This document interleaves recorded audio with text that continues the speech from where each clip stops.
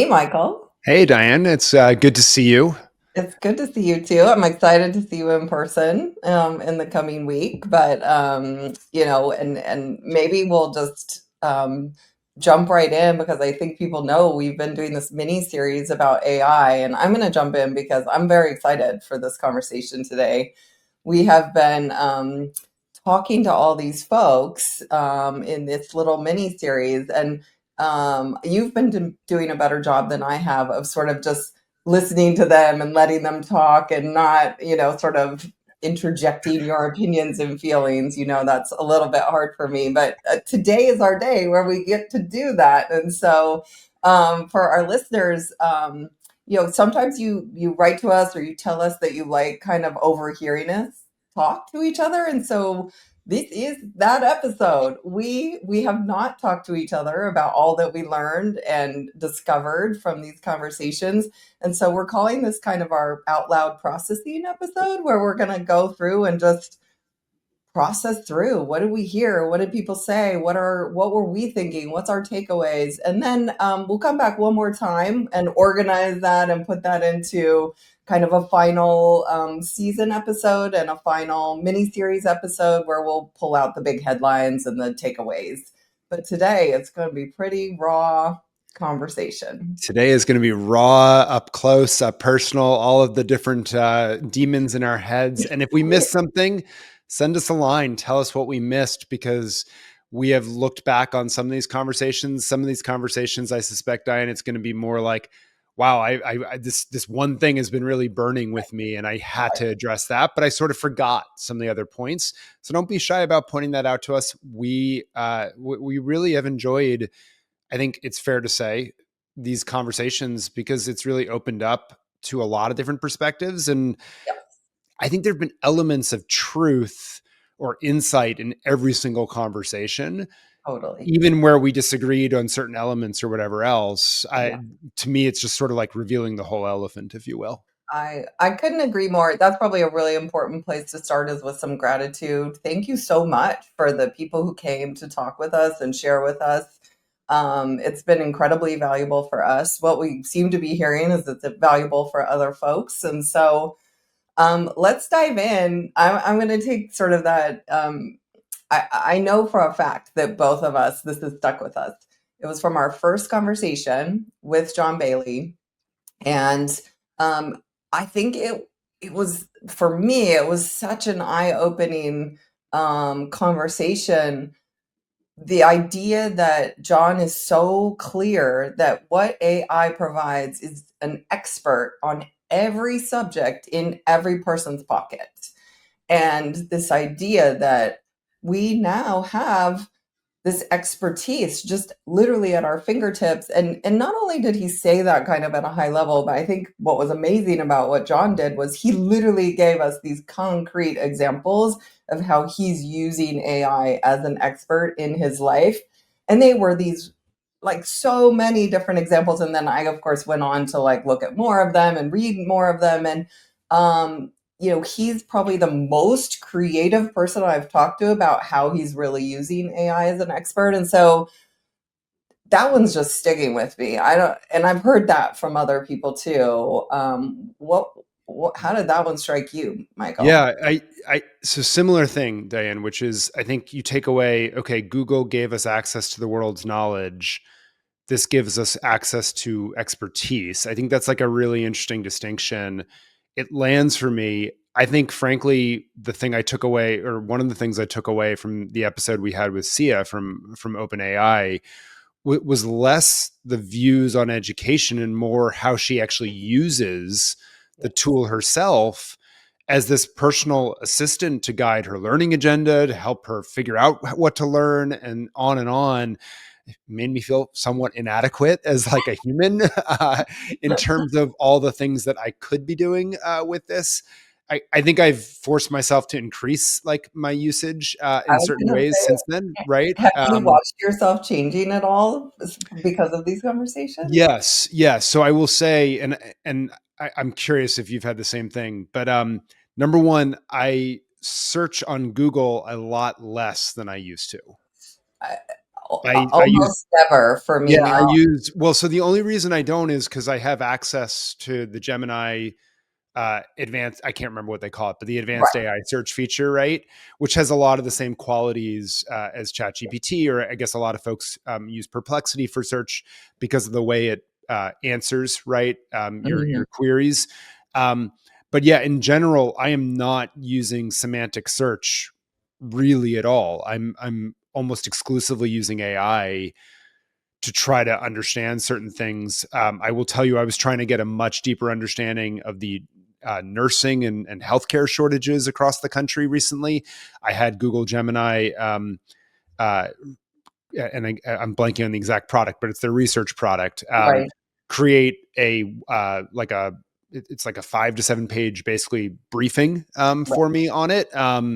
Super interesting how it did it, and it resolved one of the challenges I have, which is when you sort of just do a raw search, you get like, oh, by 2036 this is the Right. projection, and I'm like, no, I want to know now, and I want to know by specialty and where, and like, Yes. right, and you can get that now, and Yeah. it's really interesting. Diane, what Yeah. about you?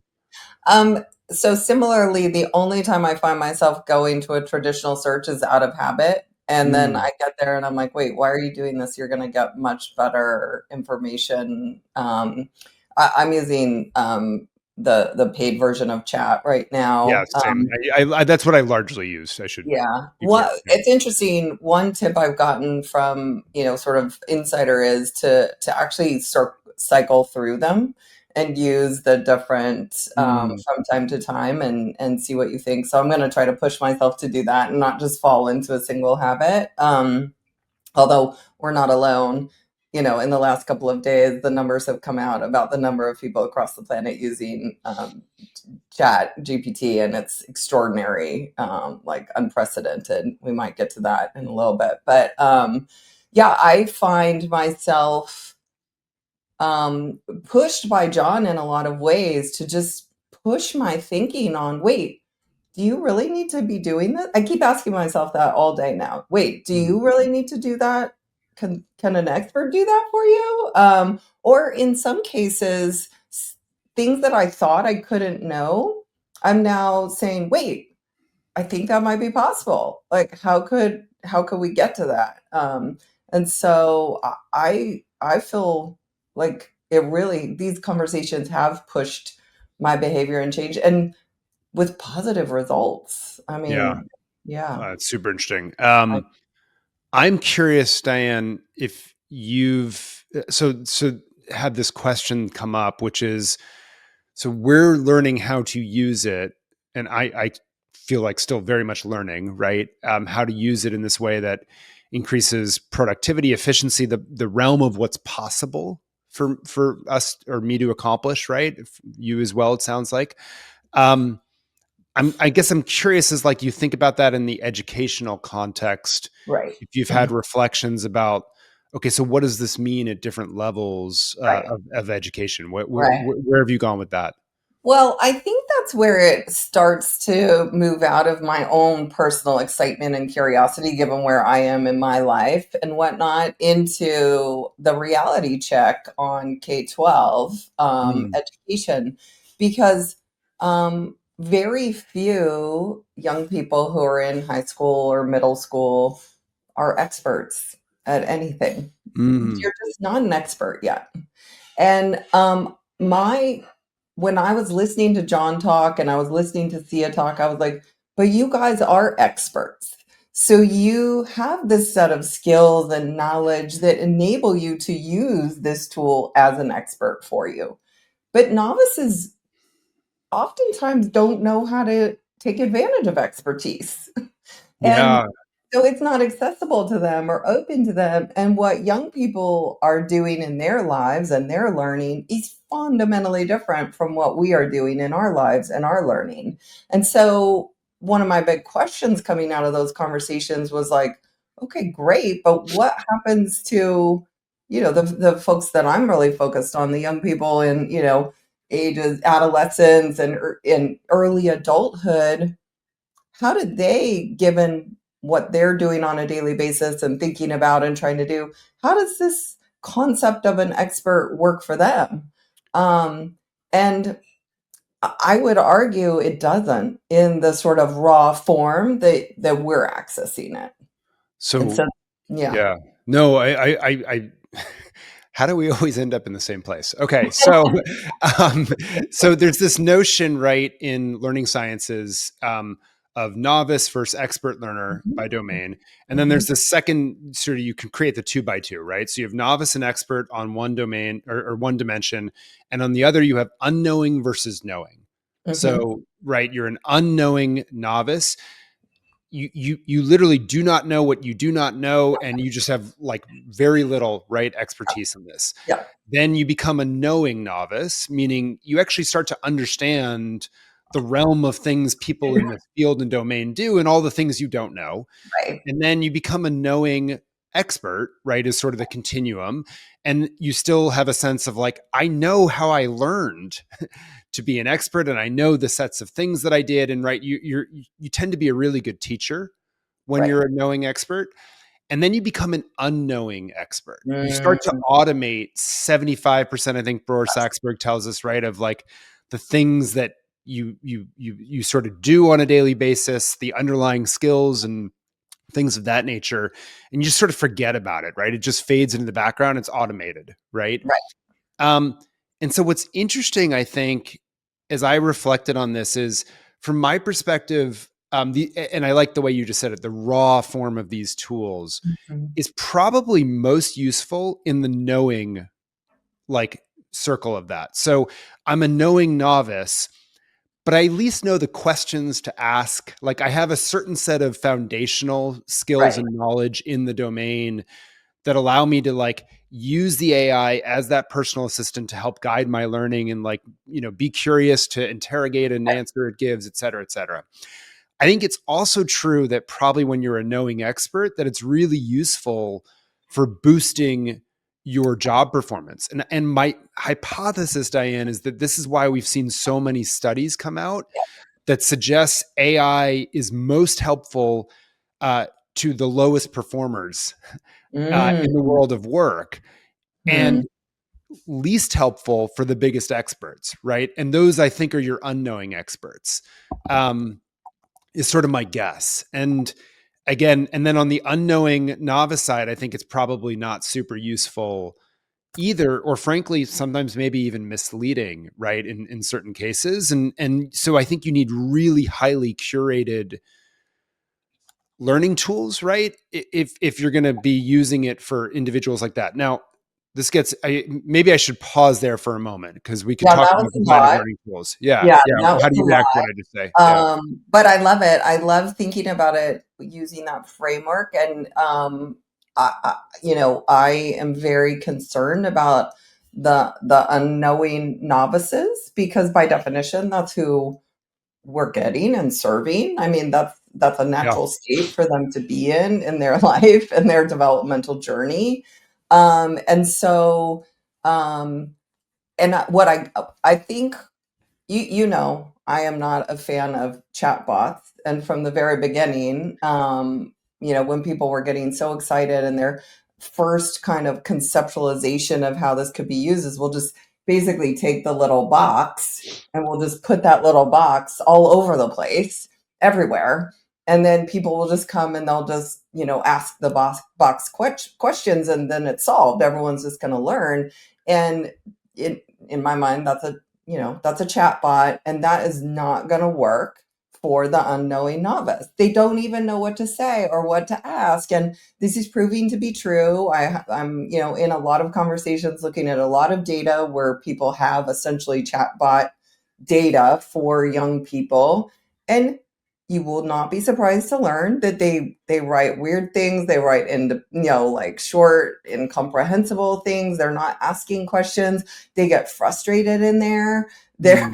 kind of yelling at it sometimes because they feel like it's supposed to help them, but it's not helping them. And so what I have a little hope about is we're a little bit further along now, and people I think are starting to be able to imagine beyond a chatbot. So how do we actually use? I think this is where you're going. Like, how do we actually use AI in products for younger people? unknowing novices and even the emerging, folks to help structure their learning and help to teach them, but not just to put this open box there for them that they have no access to. And so there's a little bit of promise on the horizon as we get a little bit further into it and people start to process and think about how it can be used. But to me, that is one of the big risks. And I think one of the reasons that you see the folks who are very skeptical about it, and we had a number of them. We talked with a number of Yeah, people a who lot were of skeptics on our skeptical. show. Yep. Yeah, and so yeah, yeah. No, I think that's Let me see what you that, think about that. yeah, that all lands for me, Diane, where you're going. And I guess from my perspective, it does point to something which I think was true in the era of Google as well, which is it's not the case that we don't need to learn knowledge, right? Or at least what Not I at would all. call foundational knowledge. And I thought Rebecca Winthrop was really good on that concern. She sort of said, I've been the skills person and now I'm worried we're going to forget about the knowledge. And it goes to something we talk about all the time, which is like we have to get away from the tyranny of the or in this Right, education world. right, This has to be an and conversational. right. Um, and I think foundational knowledge is really critical, right, to being able to use these tools in ways. I think people are really interested in creativity right now. It turns out to be creative, you actually need to know something and then to be able to break the rules, right? And like interdisciplinary is really important Yeah. then, but you do need to have some foundational knowledge. I wanted to go Yeah. here next, like the direction you're leading us, because I think both Rebecca and Jane surfaced a really important conversation about skills and knowledge that you're bringing up. And I would argue, folks who've listened for a long time know that I've always organized skills, knowledge, and then habits of success. And in the habits realm is curiosity, and so I'll talk a little bit more about that. But what I'm interested in, one of the things that I notice that often happens in these conversations around learning is that skills and knowledge get really, they're not distinguished from each other. They are put into the same category or bucket. I think it might be worth just unpacking a little of the difference between skills and knowledge and habits and in for a conversation for education because um, like you just said, Michael, knowledge is, let's say, for the purposes of our dialogue and our conversations, it's the stuff. It's like the names and the definitions and the dates and the the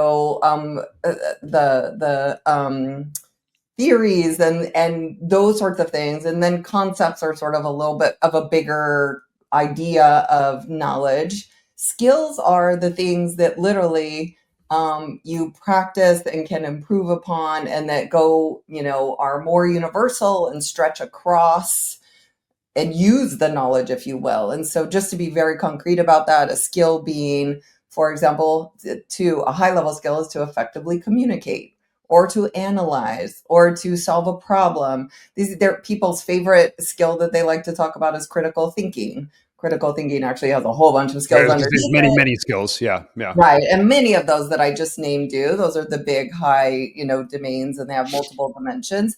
But think about things that you can actually practice and improve. And so, if we call back to Jane's conversation in the writing center and her as a teacher of writing, I mean, skills, skills, skills. So much of what she was talking about was skill development, right? Knowledge, I mean, people have been worried about knowledge ever since for forever because, can you just look up a fact or can you just look up a date or something like that? And then I think the third category, and then I'm curious your thoughts about this, that I like to distinguish is this idea of what we would call habits of success. And this is sort of a big catch-all for everything from like how do I emotionally regulate myself? I'm calling back to the good work that of the building blocks framework that sort of identifies at least those what I call habits that are related to school success and learning success. So everything from, can I emotionally regulate myself? Can I have, can I be in relationship with others? And then all the way at the top of those building blocks has always been my civic identity, self-direction, which has been a huge center point of how I think we need to structure learning, and curiosity. And Hmm. curiosity has always been fascinating because super hard to measure. No one really knows how to teach it or if you can teach it. But what I think is happening right now is it's illuminating the critical importance of curiosity and how our system of learning and education has sort of wrung curiosity out of young people. And it might be the most valuable skill habit that you Yeah. need in this. You've anticipated me again. I think when a student asked me, one of the students at Harvard asked me recently what I thought the most enduring skill, but habit is how you and I have generally classified it, like would be in a world of AI, and curiosity was the answer that I had, for a couple reasons. One, I think when you are getting answers or interacting with whatever the form factor is, um, being able to interrogate it and knowing how to ask and not settling, right, is going to just be like baseline importance, right? Right, And then two, though, I think like in a world in which the rate of change is accelerating in terms of the world of work, this curiosity as a gateway into learning and upskilling, et cetera, et cetera, et cetera, becomes really, really important. So, in multiple levels, I think curiosity is critical. The other habit I'll name, Diane, from the building blocks, goes down to, if I like, I want to say it's not the bottom layer, but I think it's the second layer. You're going to correct me, but which is self awareness. I think is the one, or something like that, or self okay, advocacy, or something like that that you all have. And you can redefine it for me if I mess it up. But I think this is like really knowing yourself and like the strengths that you bring. Frankly, not just your strengths, but also like what you suck at, the things you don't want to do. And I don't think I'm going to be stronger about that. Schools today do a very poor job of helping individuals learn around their self-awareness and like what superpowers do I bring in, what are my weaknesses, where should I walk away from things. I get why that happens. We don't want to give up on an individual too early from yeah, developing something that could be a strength. yeah, And I think as you get out in the real world, you realize that life is lived with your competitive advantage and the things that make you unique, and not trying to remediate your weaknesses constantly. And so I think in an era of AI where uh, look, AI is going to be the new expectation in the workforce, right? Like you don't use it, what is going to be sort of the question, but you can use it to really effectively craft your career in a way that you couldn't before, because now you can let it do the stuff you don't want to do, lean into the place where you can add unique value. Well, that requires self-awareness. So those are the two habits, Diane, that I think are very, I mean, I think obviously all the habits have enduring value, but the right. curiosity and self-awareness I think are really important. I totally agree with you, Michael, and I think there's a couple of other things to like illuminate here around why I think we don't do a good job of sort of nurturing young people into being, really aware of themselves. Well, I just don't even think we try to do that. Yeah, So that's I don't number think one. that's been a goal, right, of the schools, to be Right, clear, right. right? And just so people do not misunderstand us, like the report card you got to see in social studies, like that's not what we're talking about, right? So No, and there's a couple of things going on there. One, for all the stuff we've talked about over the years on this podcast, we actually don't give young people and their families very honest information. And by honest, I mean information that they can truly understand and interpret, that tells them and gives them feedback about where their strengths are, where their weaknesses are.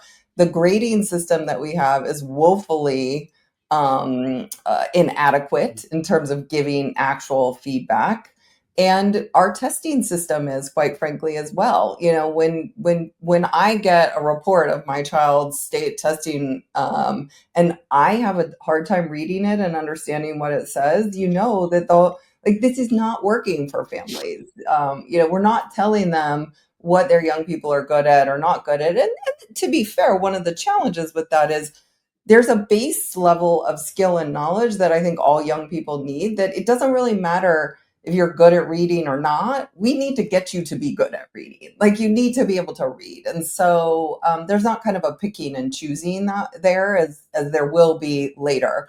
But I Yes. want to jump in on this idea of, because this is a lot of the work that we're doing right now about like Yes, it knowing is. yourself. And I think the approach that we're taking is, just from, again, from like working with David Yeager and then the learning scientists, like, we will be good at work, our career, our vocation.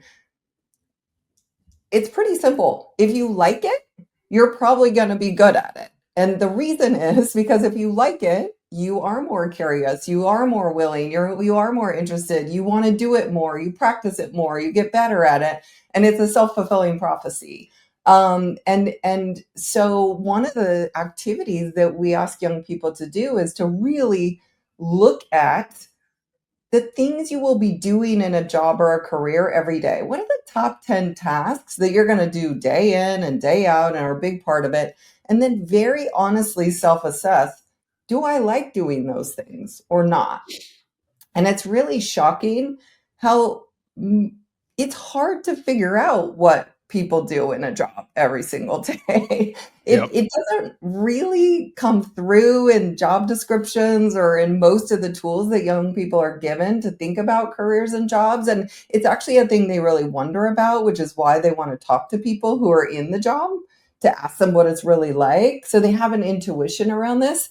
But that like assessment of, and that just realism about, do I like doing this? Because if I don't, I'm not going to be very good at it. And so I should go pursue the things I like doing.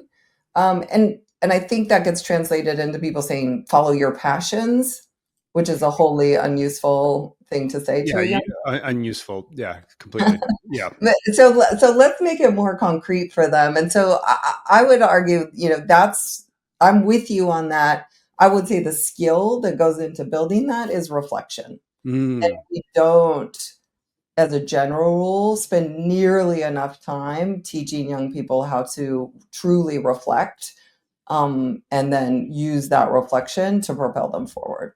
Yeah, it makes a lot of sense. I want to stay with this just because the point that Jane made it specifically right around this was that the process is what's important in writing. It's not the product in that case. Exactly. It sounds like for those of us in New England who had Bill Belichick as coach here for however many years, it's the process, not the right, and uh, became a big mantra here. I think that's true probably in the Bay Area with the Golden State Warriors too. But like focusing on process as the learning, I think this is interesting also because reflection is built in to that. And I've heard I want to try this out on you. I've heard some people say, so I think part of Jane's answer was like, I still need you to do the writing, and maybe it's some people I've said in class so that AI is not there and see the process.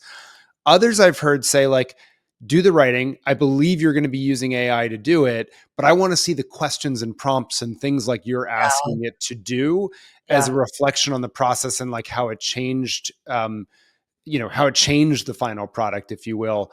I'm like curious as a, someone who taught writing, like what you think of that as a mechanism. And does that make sense to you? Yeah, it does, and you've taken me down another path I want to ask you about, Okay. because there's all these legislation, state bodies now that are trying to pass AI legislation, and Yeah. it's this full range. So I'm curious to go there with this. Texas is top of mind for me right now. Okay. So as a former writing teacher, and I am who I am, so you're not going to change that. Like, I think it would be silly to try to um banish AI from the writing process. And let's be clear, that's what some people want. So there's a Well, bill. let's be clear. I teach at Harvard where there's a policy that unless your instructor explicitly says you can use AI, the default is no. I think that's insane because these people are going to go into the world with an expectation to do it. So we might Right. as well make it intentional. So We I'm on want record there. to Yeah. see the further education taking one more step away from the actual real world and the world of work and saying, you know what, It's we're not really helpful in not my going to mind. prepare you for that. We're Yeah. not. Yep. Um, and so, but we're aligned there. So, how would I, as a writing teacher, think about it? Well, I mean, in my experience right now, I've watched young people who are not skilled writers try to use AI to write something for them. And first of all, you can tell immediately, number one, that they didn't write it. And two, it's not good. Hmm.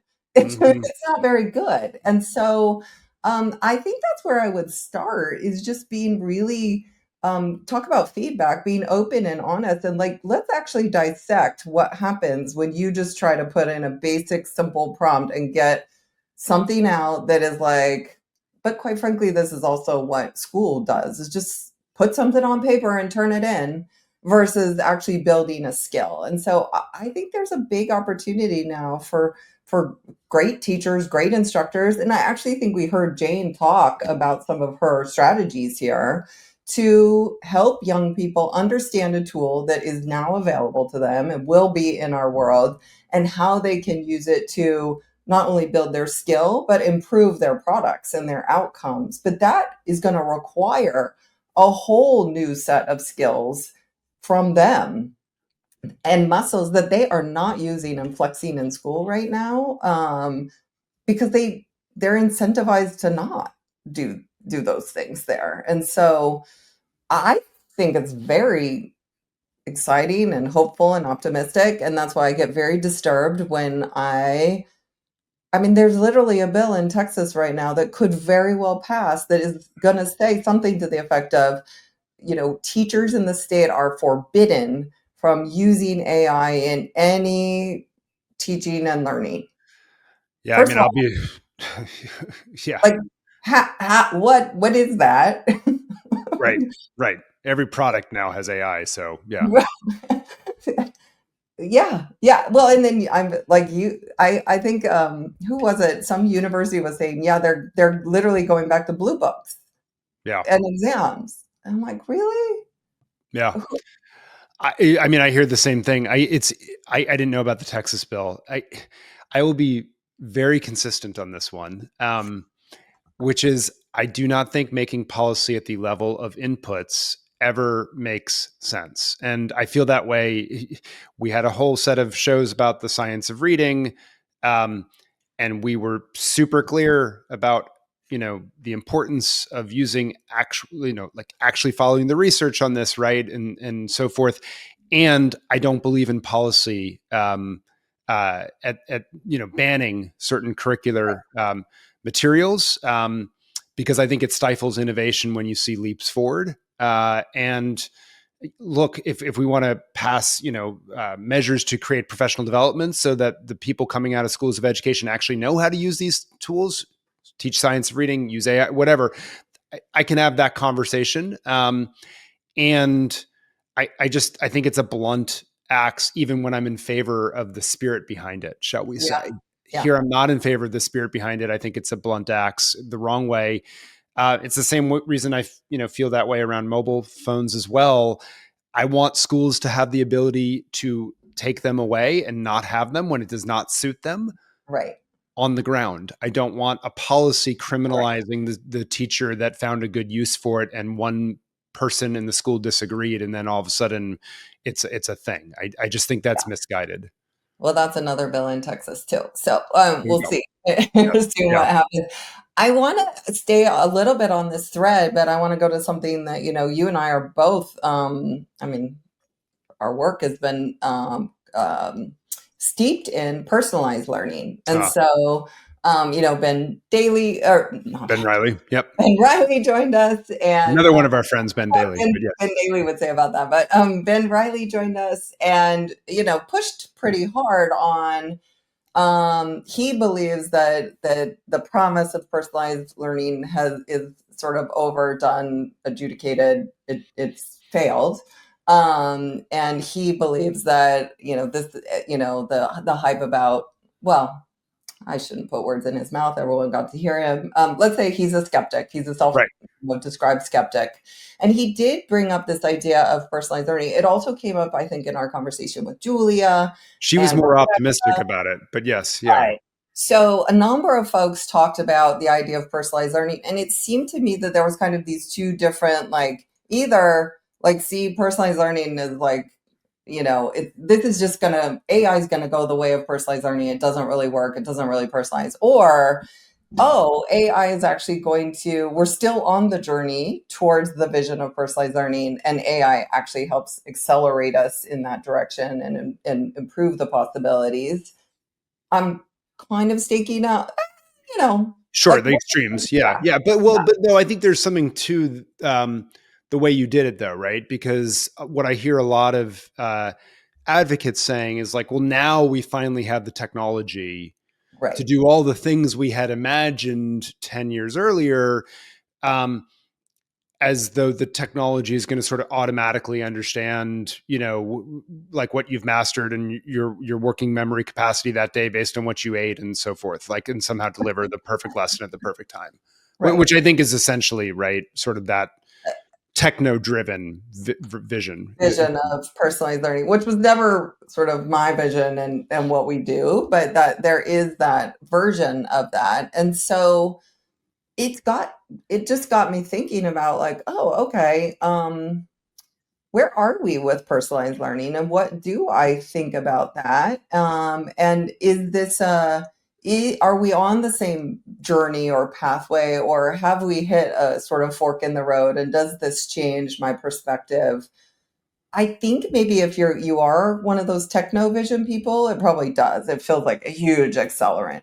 For Yep. me, I think it's a powerful tool to continue down the path of realizing the vision that I have for young people, which is people have always confused it as being like an individual kid on a computer, and that's never what it was. It's much more how do we use technology as a tool to prepare young people for the real world, for real life, for real skills.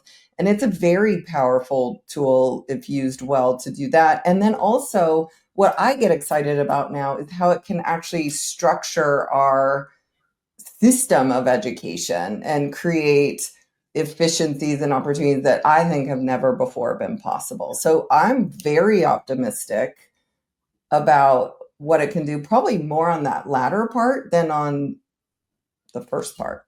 That, say one more beat, like when you say in terms of what it can do on the system part, like Yeah, what does that look like in your mind, or sort of simple sketch, what does that look yeah, like? yeah. Well, like I'll give you an example.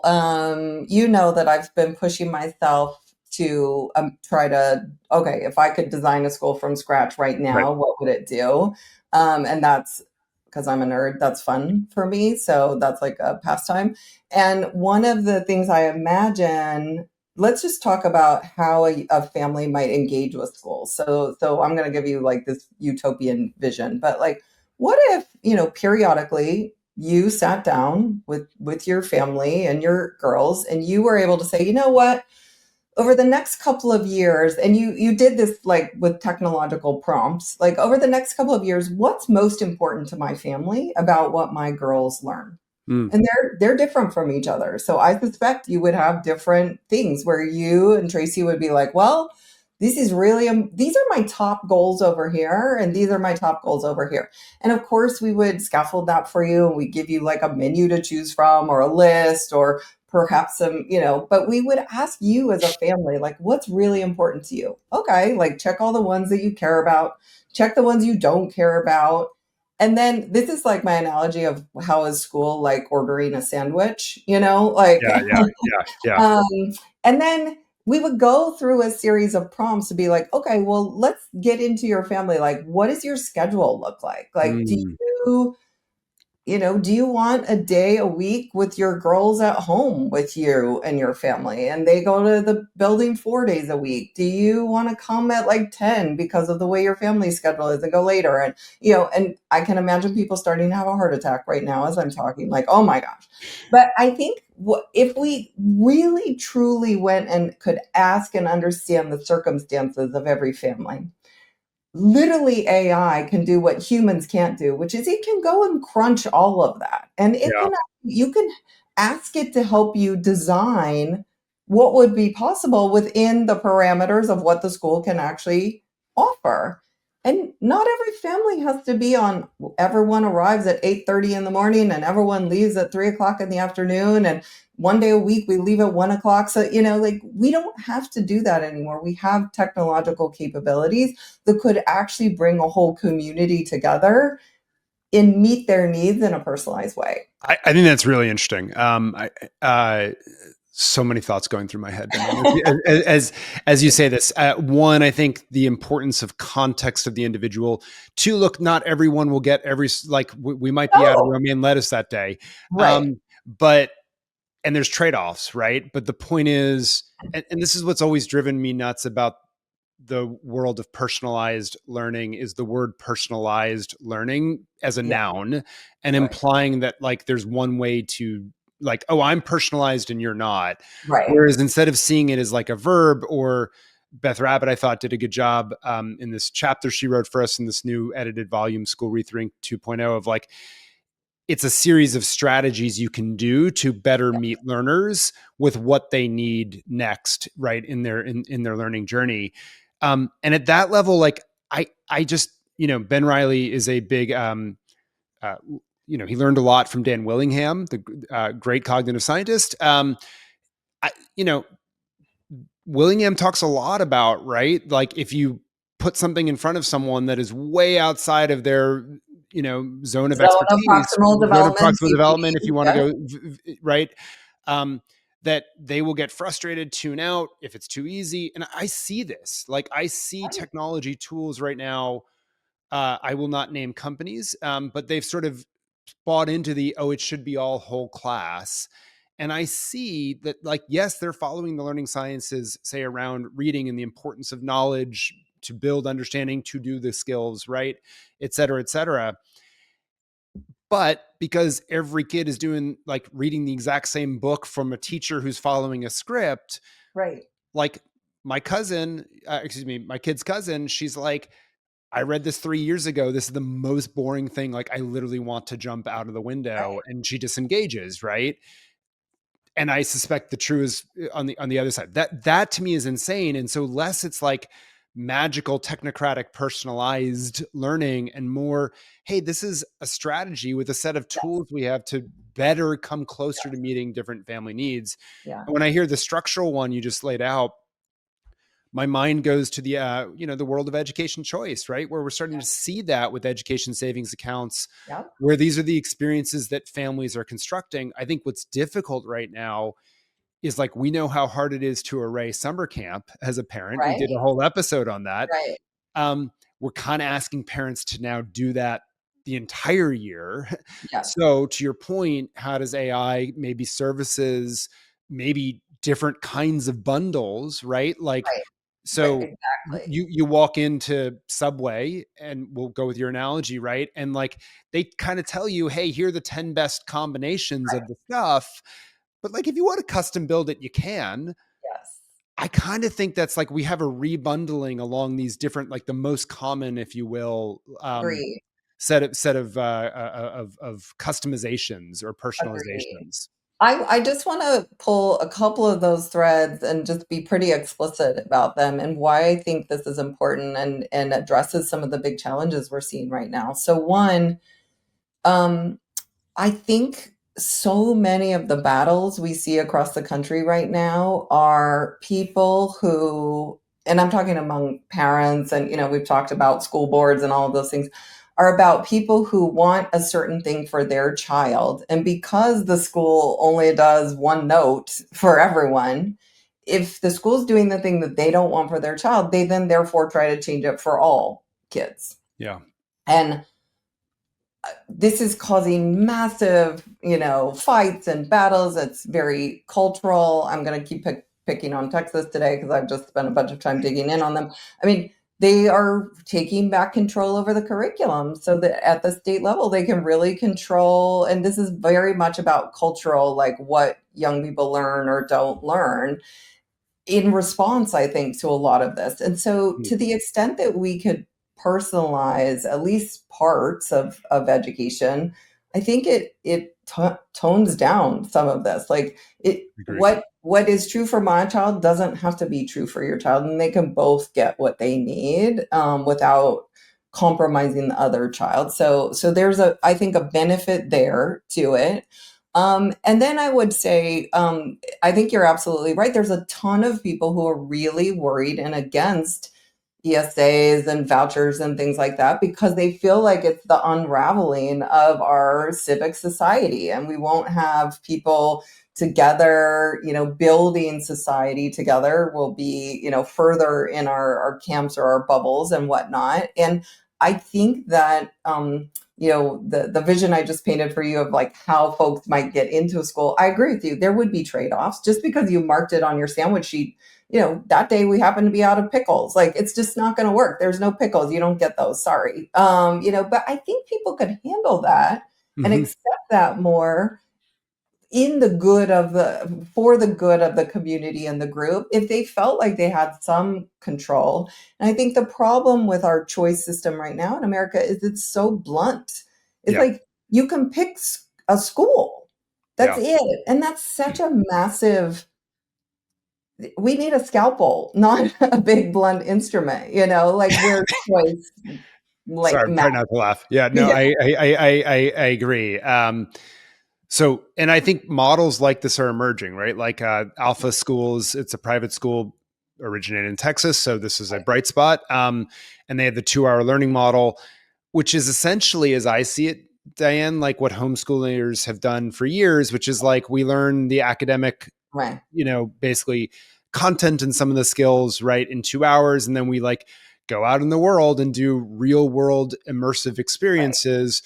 They just are using the AI in a very, I think, developed way right, to offer that 2 hour learning sequence. And then frankly, this is the other piece of it that I think is going to be important is we're going to need to think about motivation a lot more. So if yeah, we build these curated AI tools that can work with the unknowing novices, yes, um, we're going to have to connect it in ways that get them engaged into actually wanting to learn these foundational knowledge and skills. which And we should be doing anyway. which we should be doing anyway, but right, like I think, and we're not, like that's the evidence of the Yeah, chronic absenteeism, right, disengagement, et cetera, et right, cetera.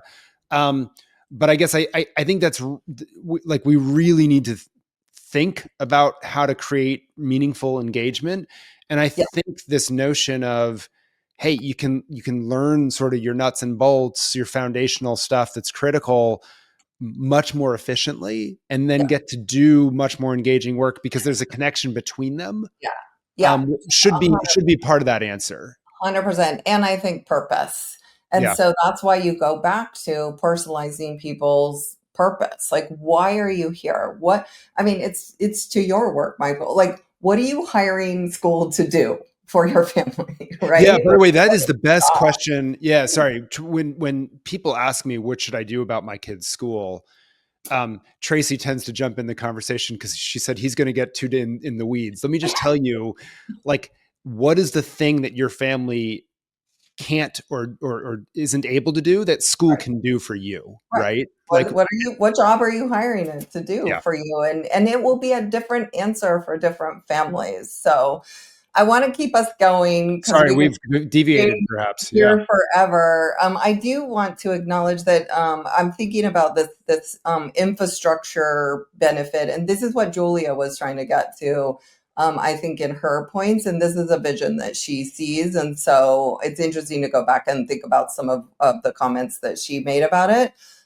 Michael, one of the things that surprised me, honestly, was that basically everyone we talked to, like these AI isn't for kids who are under 18 right now. Oh yeah, that was fascinating. And I I were was you like, surprised? Were you surprised by that? I I was. was surprised by it. And so, at least now the adults who are thinking about this, working on this, we're very much focused on the adults that are teaching or doing things for young people, but not kind of a direct use for young people. When we push them, they did talk about, well, it could be embedded in products or maybe Which it not. is. Well, I mean, Yeah, it is. Let's be obviously. honest, right? Yeah. Everyone is. Yeah.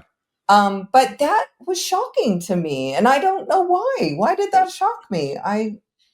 Why did I I was not? super shocked as well. I mean, I think obviously, right, privacy and some of the really Yes. detrimental impacts of social media, and these are consumer companies, are clearly part of what's going on here. Yep.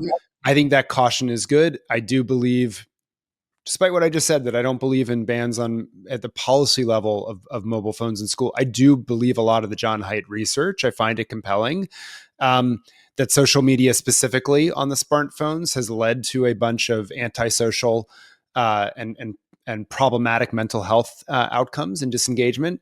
Um, so I think that's a lot of what's going on here. Diane is sort of my guess, and like they also need, I think we need to also be honest that kids are using these tools. Like we are not a huge screen time, as you know, household. And my kids have certainly had experience with ChatGPT.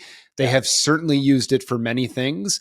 Yes. That is certainly how they search at this point when they want to prove a point to me about something.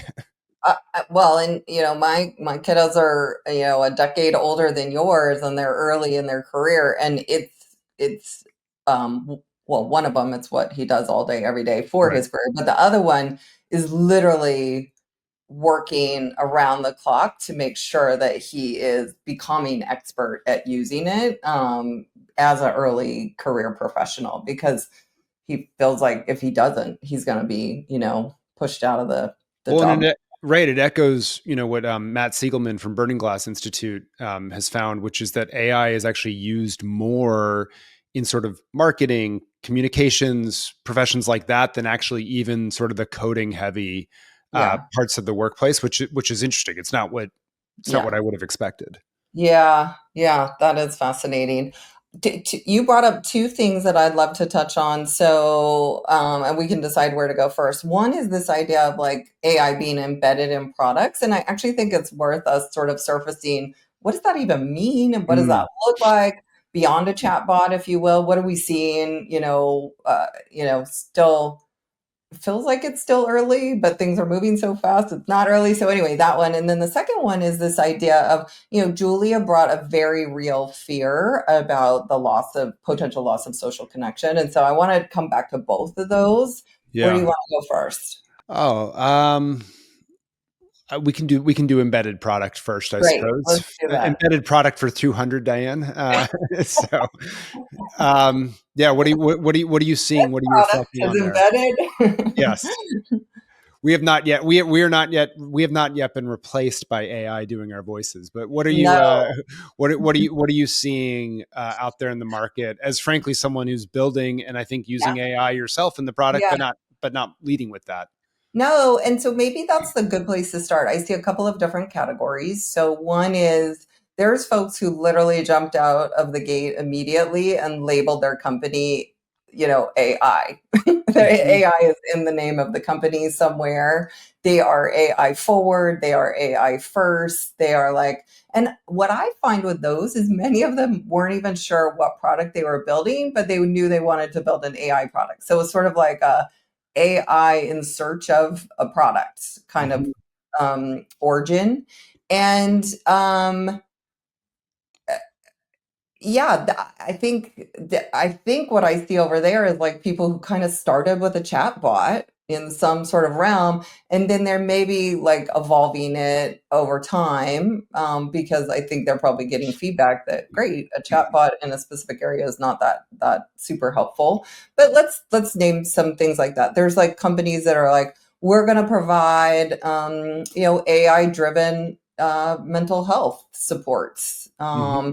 So we're going to train a model to essentially be a counselor, if you will, that, can engage with and interface with young people. There's AI tutors, obviously, in reading and math, all across the board. So I see that as one category. I think the second category is, I hope it's a category. I think it's where I sit, which is having a very clear vision of what we want to do and why we want to do it with our product. And then we, on a sort of case by case decision grid, decide if AI can be useful or helpful for this particular part of that. If so, how are the trade offs worth it? And then decide where we're going to strategically use it in the product itself, and then also in our work. And I would say that the in our work part is much easier and kind of a no-brainer, because there's an efficiency tool and things like that. So that's, I do think there's a category of that. And then I think there's a lot of people who are existing products and existing companies. This is the majority. They're not startups, and they're having to figure out how they get an AI strategy with the products that they have built that didn't necessarily have any element of that. So I don't know. Do those three No, categories? that feels like a pretty good way to categorize the market to me as well.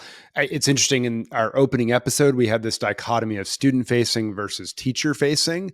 Um, and as I hear your reflections on that, like that sort of cuts across, right, those categories in Right. interesting ways. I think both are like interesting ways to view the market at the moment, for different reasons. But the way you just categorized it, I think, is largely what I'm seeing. I would say the market in terms of funding startups is moving away from the first category, Mhm. being the thing. There are a couple home runs in that space, right? Magic School, that is used by millions and millions of teachers, right, to lesson plan and dramatically make their lives more efficient. And by the way, for them to personalize for kids that maybe they were struggling to reach. So really cool, boomed out of the box.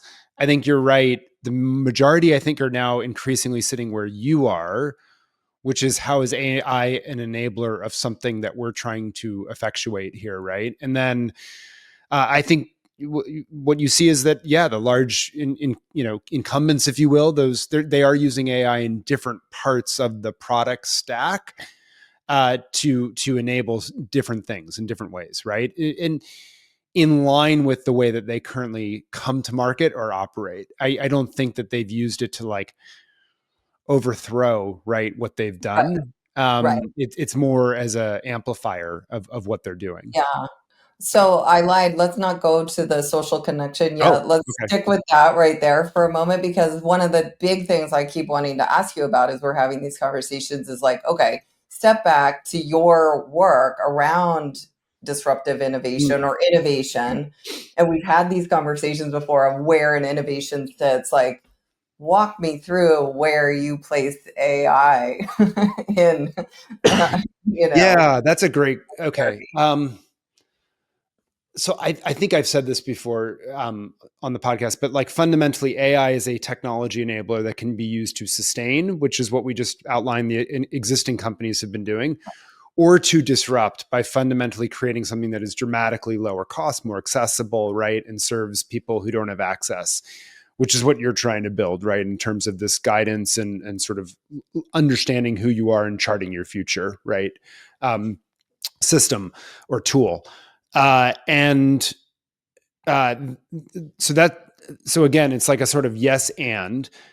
so I will both. tell you though It, this, AI, the big category, can be right, can both. be both, right, Okay. and so, but here's like an interesting thing in that, which is back to the conversation we had earlier of the education savings accounts world, and not just school choice but education choice, and like in many, in 63 different flavors of ice cream or whatever it is. Mhm, um if like that is growing share, I don't know how big it is, mhm, but that's going to be a very different distribution channel into market, with the AIs potentially helping you, right, figure out, like customize for you. Are the existing companies like that, they don't, that those aren't their customers mhm. today, this could be it, I guess, Diane, where I'm starting to think is like, if we truly move into that world, right? Mhm. um I as a family can stay in the district school, but like I might be then like losing out on anywhere from $7,000 to $16,000 in an education savings account. Now all of a sudden it has a cost to me to maybe Yes. take this. And so now, like, we can actually move into a world where there's actual disruptive innovation of schooling, not just disrupting class, right? For the first time in our country's history since 1930 or 40 or something like that. And then, like, that opens up all sorts of disruption opportunities That's into the market more psychology. broadly, right? Like, right, You're more tapping into broadly. psychology I hadn't thought about, but this idea that do you think families don't put a price tag on like a public education? I So don't they think don't they think do. about it. And so now when they're staring at, well, like I get nothing over here, if you will, because it's not quantified in a dollar figure. But over here, I get to spend some amount of money I had not thought about. I don't So know. I'm super curious, is what I will say, Diane. Right, but like, fascinating. if you stop holding public schools hold harmless, as most of the ESA, maybe all the ESA still do, at some point that's not going to continue, right? Like, at Right, some point right, you're going to have to do what they did in charters right. and take money.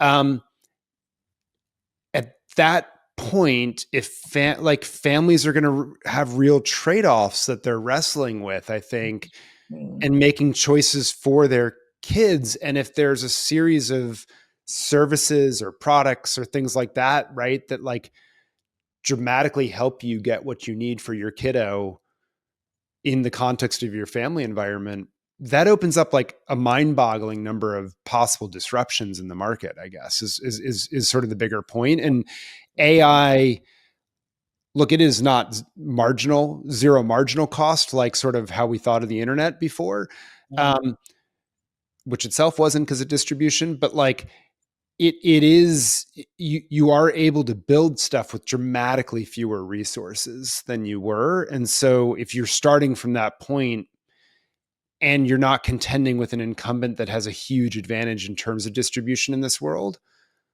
what does that open up? I think it could open up a lot of things, and incumbent, both district and incumbent, like large curriculum players, right? So right, yeah, right. Um, what's coming to my mind right now as we started this podcast, as people have heard us say 1,000 times at the beginning of the pandemic, because you and I thought that the it could COVID be and this the opening. pandemic Yeah, could be finally the thing that really broke it open and disrupted education as we know it.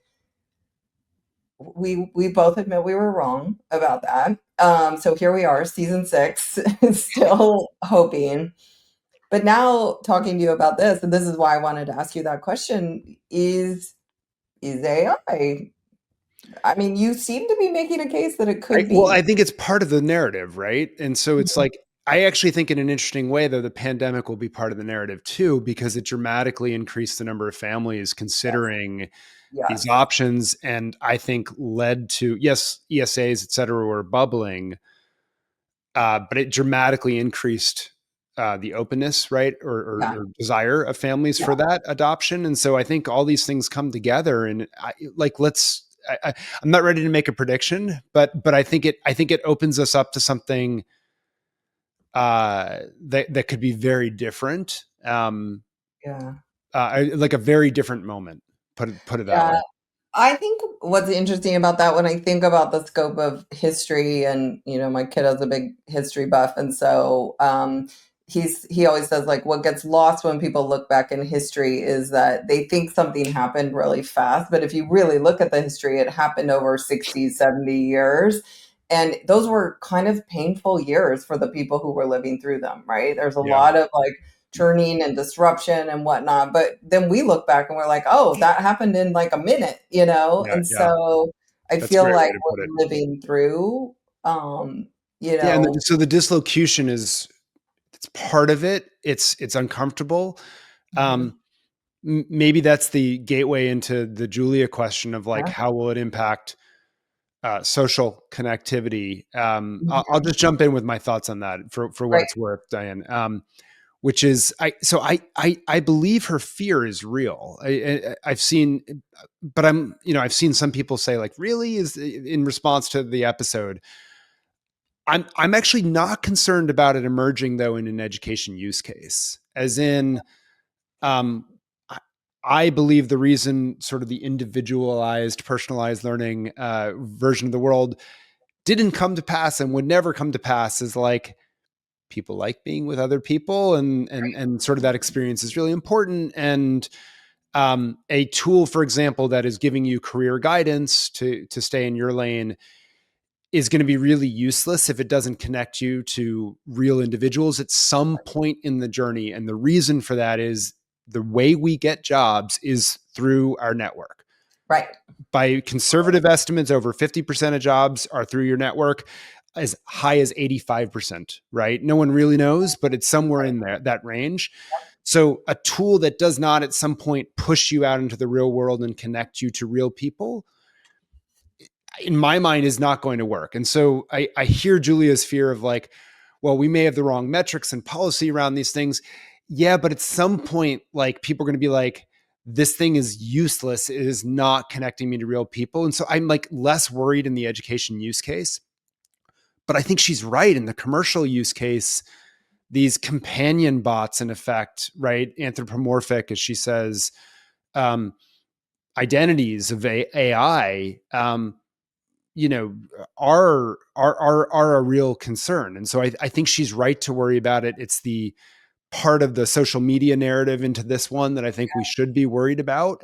yes, Um, I don't know where it goes. I will say I'm not against those real world simulations and things of that nature as part of the learning ecosystem. I do think it does ultimately need to connect into the real world of real people as part of that continuum, right? And so I think can be a really useful tool for creating the individual simulation where you learn to work something in the privacy of your own home, and like you are less afraid to ask it a question because of social, in my case, like what does an iBanker do when I was a junior in college, right? Like I would have done that, used that.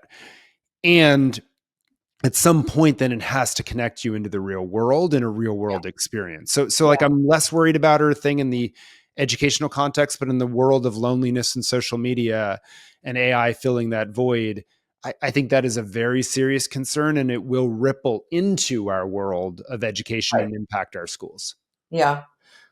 That all resonates with me. And where I go with it, because I can't help it as the practitioner, is well, Mhm. what does that mean for our work? And for me, it reinforces um, the idea that, and what I think the promise of personalized learning is, which is we actually give more time in a well-designed, like elegant design of a personalized learning experience. There is more quality time for people, adults and young people and young people, to be engaged in meaningful, authentic work, what I'm going to call know myself work. Like Mhm. the work that there's nothing more important than knowing who you are, developing a healthy identity, developing a healthy self.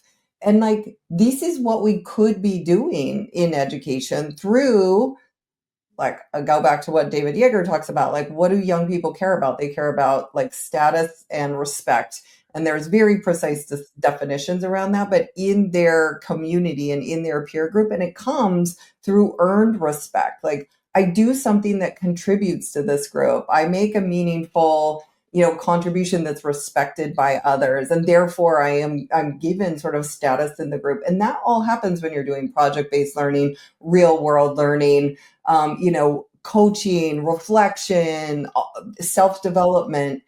That's the stuff we should be doing together in person, Yes. and then personalizing the knowledge acquisition and some of the skill development so that I can come and access that and be a part of that group. I think in an elegant personalized learning model, and to me that is prophylactic against the fears of what it would happen in the commercial world. And quite frankly, the fears that exist right now around social media and the damage it's done. If young Yeah. people were building healthier identities outside of that world, that's how they can resist, the perils of social media. It's well said. I think nothing is inevitable in this part of the landscape. And this is why I think it is so important that the educators, educational entrepreneurs in the world that I just sketched out of, a world of ESAs, are super intentional about creating those opportunities. Those opportunities could be in the school communities where kids are coming together. It could be in connection with the community organizations around you. And I think there's there's this big debate going on of like, hey, we need more career technical education schools. They're really expensive to build. And then someone says, oh, but they're cheaper than like sending someone to college that's a misfit for them.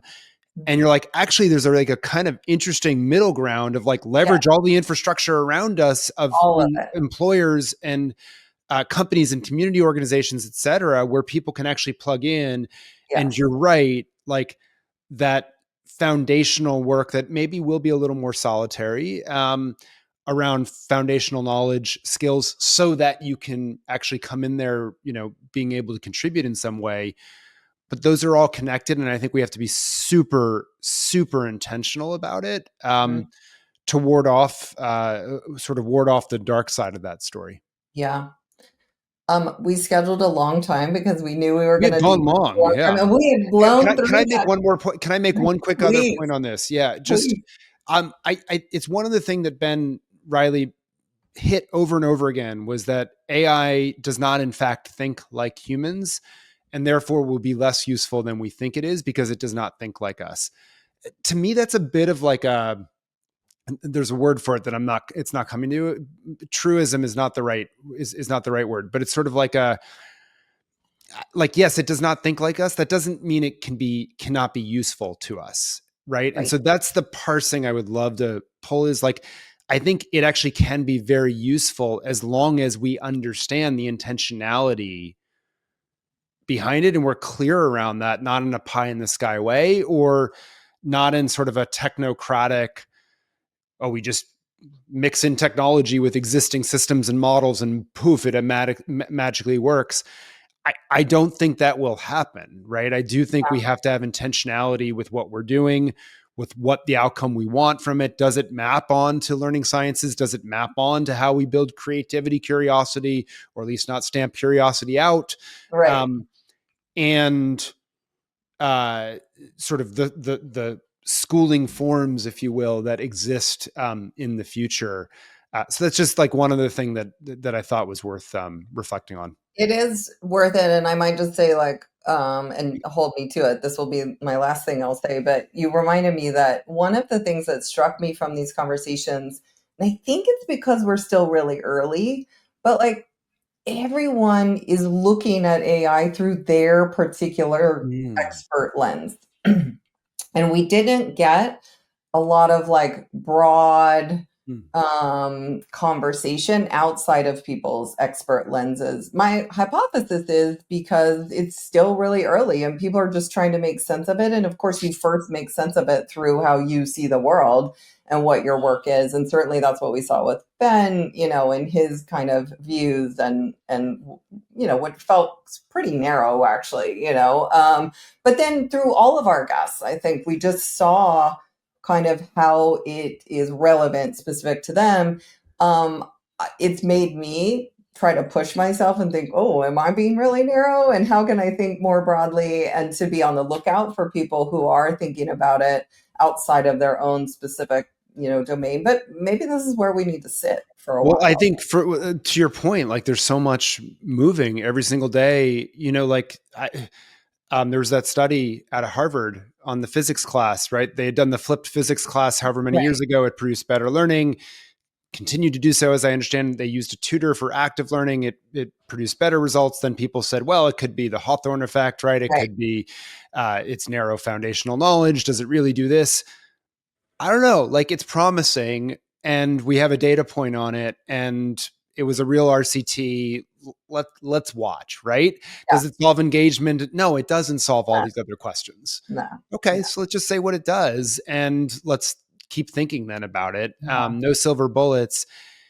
And it made me so appreciative of the series we've done here, because I didn't know what we would learn Right. from our guests. I feel like I took something away from every single one of them that Agreed. altered how I think about the landscape here in meaningful ways. I completely agree. And as we sort of bring our processing session to a close, I will say I'm very grateful for it stoked my curiosity. And curiosity had been sort of sitting there at the top of the building blocks, and and I'm like, curiosity is back, and this is exciting. Yeah. And so who knows where we're going to go with this? The only thing we know is we're going to go for one more show. It'll be our season closer this year, where we're going to take all the stuff we've just processed and see if we can distill it into some, big headlines, big takeaways, you know, and then Wish us luck. yeah, exactly. Exactly.